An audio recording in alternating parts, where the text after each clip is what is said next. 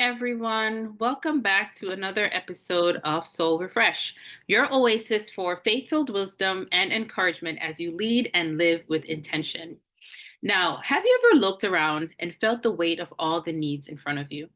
The people counting on you, the expectations at work, at home, in ministry, and you're just thinking to yourself, how in the world am I supposed to handle this? That's exactly where the disciples were in Mark 6. The need was overwhelming, the resources were limited, and yet Jesus invited them to participate in a miracle. On today's episode, we'll get a reminder that you are called, you are capable, you are not alone, and what you have is more than enough when placed in God's hands. So let's get into it. And today I want to share with you three nuggets that I gleaned from reading the story of the feeding the 5,000 in Mark 6 recently. So, as I mentioned, today's episode is going to be based on Mark 6:30 to 44. I won't read all 14 verses, but I encourage you to take some time to read it for yourself. But I'll set the scene for you. This is what was happening. The disciples had just come back from an intense season of ministry. They were tired, and Jesus invited them to rest. But the crowds followed them, and suddenly there were over 5,000 people there who, eventually got hungry. So the disciples realized that the people were hungry. There was a need, and they wanted to send them away to find food. But Jesus said something to them, and he said, "You give them something to eat." And I, as I was reading this recently, it was the disciples' initial response that kind of made me pause and just had a moment. Like I said, I've read this story many times. We're all very familiar with the story, but I'm just going to read 37 to 37 and 38. And it said, "But he answered and said to them," so this is Jesus speaking, "You give them something to eat." And they said to him, the disciples said to him, "Shall we go and buy 200 denarii worth of bread and give them something to eat?" But he said, "How many loaves do you have? Go and see." And when they found out, they said, "Five and two fish." So initially they had wanted to send the people away, but Jesus was like, "No, you find them something to eat." And as I said recently, when I read this, their response just really stood out to me because um, their initial response just seemed, and I mean, it's understandable. It's like over 5,000 people, but it was just very much like, "You want us to do what? You want us?" It was almost like, "Are you serious, Jesus? You want us to buy food for these people to eat? This many people to eat?" And, it's like, so in my mind, I was thinking, but Jesus asked them to do this. They'd been walking with him, they've seen him do miracles, but yet their initial response was one still of, "We're not capable." And it really, made me do some self introspection and just thinking about even myself. Like if I felt or if I feel that the Lord has called me to do something, is my response oftentimes, "Oh, yes, Lord, show me how?" Or is my first response really, "You want me to do what, Lord? How am I going to do this?" And then all of the negatives, all of the obstacles, the challenges come to my mind at first.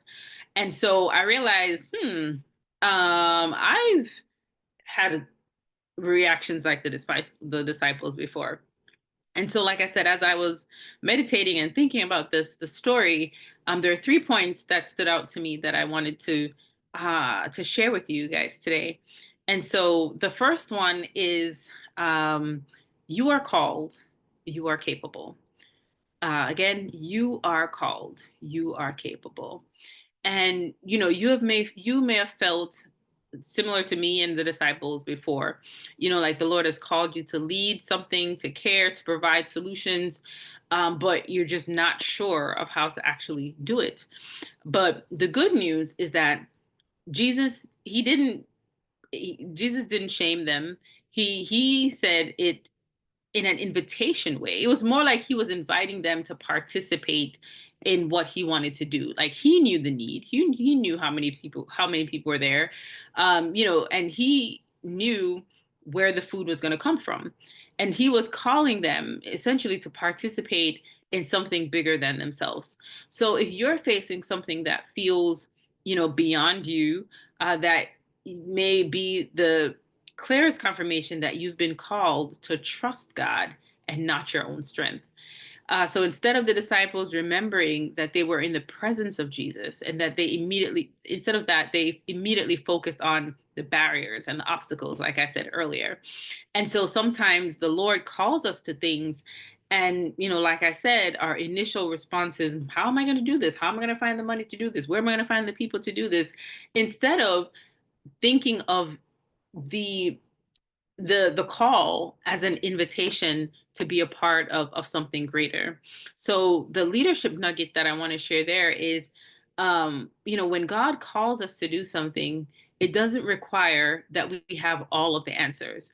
It just requires us to be willing, to be obedient, and to show up. So, as Jesus speak, he asked them how many loaves. They went and got what did they have? They went and they got the fish and the loaves, and then they came back. Jesus told them to set the people tell the people to sit down in groups on the grass. So they did that, and so as the story progressed, it's sort of like them partnering with Jesus. So yes, Jesus did the miracle, but they followed his instructions. After the people finished eating, verse 43, it says, and they took up 12 baskets. There so basically they were walking with Jesus and just participating with him in this miracle. But what I want you to just remember is that you are called and you are capable. If the Lord calls you to do something, he will make the provision for you to be able to do it. The second point I wanted to share is that if Jesus tells you to do it, he will help you do it. And I touched on this a little bit, but Jesus didn't just stop at you give them something to eat. He walked them through it. He asked them, how many loaves do you have? Go and see. He gave them instructions, sit the people down in groups. He blessed the way what they found. He gave it back to them to distribute. So, you know, Jesus just doesn't call us. God doesn't just call us to figure things out on our own. When he calls you, he wants to partner with you. He wants to work with you to be able to do what he wants to accomplish in the earth. So if he's asked you to do something, I want to encourage you, start the project, serve the people, show up in a new way. He already knows how it's going to happen, and he's not waiting for you to be perfect. He's just waiting for your yes. And a lot of times, and I'm learning this too more and more each and every day, is that a lot of times, or oftentimes, obedience comes before clarity. And so that's where you really begin to develop and walk in your relationship with God. It's like he gives you some of the instruction, and sometimes the Lord does lay out the whole plan, but oftentimes he does not. And so, he gives you a piece. You may not understand the whole thing, but you walk in obedience into what he's given you so far. Then you complete that, then he'll reveal some more. So as you continue to be obedient, you get more and more clarity into whatever the situation is or what you're supposed to be doing. And this is why intimacy with God is so important. It's that intimacy that leads to trust, to relationship, and to surrender. And when you prioritize your relationship with God, you're able to lean into his leading and walk with him. You have that dialogue where you get instruction from him. So imagine, it's like having a relationship with a friend or, someone in your life. If you don't have a relationship with the person, if you don't trust the person, it won't be as easy for you to follow certain instructions from them. It's like taking advice from people. You don't necessarily take advice or certain types of information from everyone. Certain things you only want to hear from people that you trust and who you have confidence in their wisdom. And so, when you have that intimacy with God and you learn how he speaks to you, you learn how you hear from him, you become more confident. And as you're obedient to him, he begins to just share more with you, and you can walk forward in faith. So, I had a question that I wanted to share for you to just take some time to think about this, and journal if journaling is something that you do. But think about, where have you been hesitating because you don't see the how, and what's one step that you can take in faith. So again, I'll read it again so you can jot it down. Where have you been hesitating because you don't see the how? And what's one step that you can take in faith? So that one was for you to reflect on, just the point that if Jesus tells you to do something, he will help you to do it. And the third and final point I wanted to share is that God can multiply what you surrender. So when they came back, they had 5 loaves and 2 fishes. Of course, it didn't look like enough for over 5,000 people. But Jesus took what they had, he looked up to heaven, he blessed it, and he multiplied it. Everyone ate, everyone was satisfied, and there were even leftovers. So here's what I want you to hear today: multiplication didn't happen until there was surrender, until they gave up the loaves and the fishes that they had. So God cannot multiply what you're unwilling to offer up to him, to willing to surrender to him. And what you offer to him, it doesn't have to be impressive. It doesn't have you just have to be available and surrender. So whatever it is, whether it's your time, your gifts, your energy, the message that you carry, your obedience, whatever it is in your hand, I encourage you to put it into God's hand. And as leaders, we have the natural tendency to want to control everything and hold things tightly because we feel more comfortable when we have things in our control. But the more we hold on, it's the less space that Jesus has to work. So I encourage you, if there's a project, a relationship, anything that you feel like you're holding tightly or holding too tightly, I want to encourage you to just release it and trust God with it and watch him multiply it.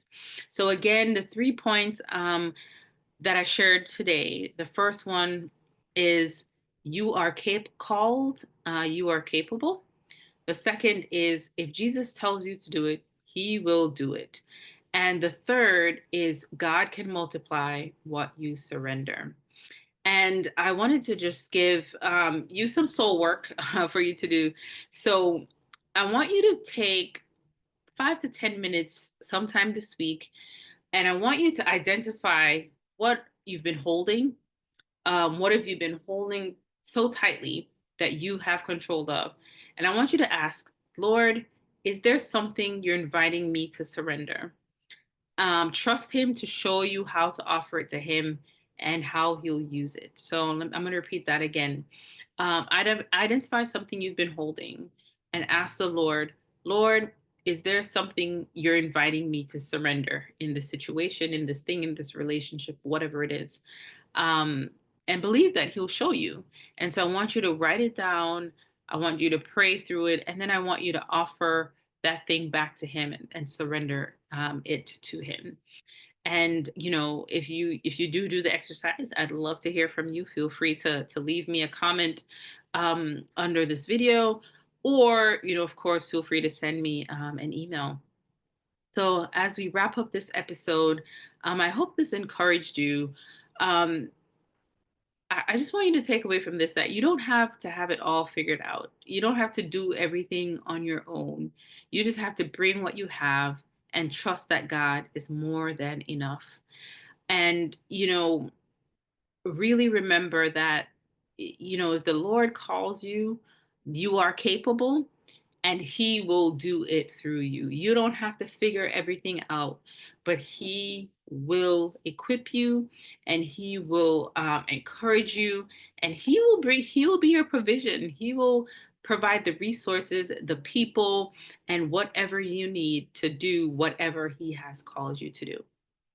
So if this message resonated with you, I encourage you to share it with someone who you think might need that reminder that they are called and they're capable, and that God is ready to multiply what's in their hand. And of course, like I said, let's keep the conversation going. Message me if you have a takeaway, or if you did the episode or if you did the exercise. And of course, feel free to comment, like this episode, and also subscribe if you're not yet a subscriber to the Refocus and Thrive by Shoshana Thompson channel. So until the next episode, stay refreshed, stay anchored, and keep showing up with intention. Take care now.